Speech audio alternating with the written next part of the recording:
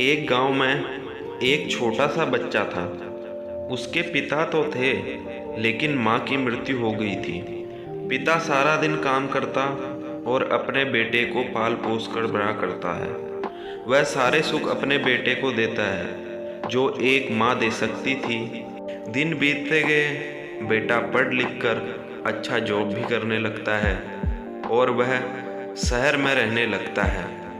कुछ दिन बाद वह अपने पिता से मिलने आता है और कहता है, पापा मुझे कुछ पैसों की ज़रूरत है। मैं चाहता हूँ कि शहर में ही ज़मीन लेकर अपना घर बना लूँ।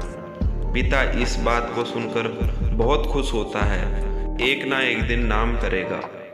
जिंदगी भर की बचाई हुई पूंजी को निकालकर अपने बेटे को दे देते हैं। बेटा शहर चले जाता है और उन पैसों से अपना घर बना लेता है।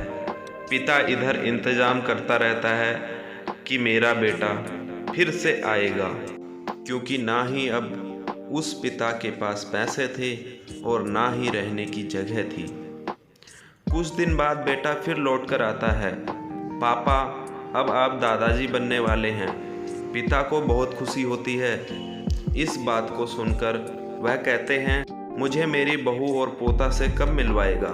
बेटा कहता है, बस पापा थोड़े दिन और। पापा मुझे कुछ पैसों की ज़रूरत है। पिता के पास कुछ नहीं रहता, लेकिन फिर भी कहता है, अच्छा बेटा तू रुक, मैं अभी आया। पिता बाद में महाजन से कुछ पैसे उधार लेकर अपने बेटे को दे देता है और बेटा पैसे लेकर शहर चले जाता है। बरसों गुजर जाते हैं। पिता सोचते हैं कि मैं तो अब दादाजी बन गया हूँ। मेरा बेटा पता नहीं मेरे नाती को लेकर कब आएगा।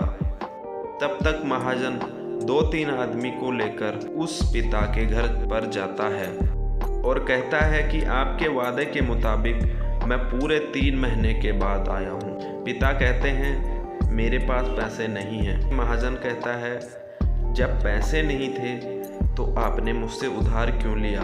ठीक है रुको, मैं तुम्हारे लिए पैसों का बंदोबस्त करके आता हूँ। और वहाँ के नज़दीक अस्पताल में जाकर अपना ब्लड डोनेट करते हैं और अपनी एक किडनी बेच देते हैं और उस महाजन का कर्ज छूटा कर देते हैं। किडनी बेचने के बाद उनकी स्थिति और भी खराब हो जाती है और वह उस राह में जी रहे होते हैं कि मेरा बेटा एक दिन आएगा ज़रूर। इस आस में जीते जीते एक दिन पिता की मृत्यु हो जाती है, परंतु उस बेटे को अपने पिता को आग देना भी नसीब नहीं हुआ।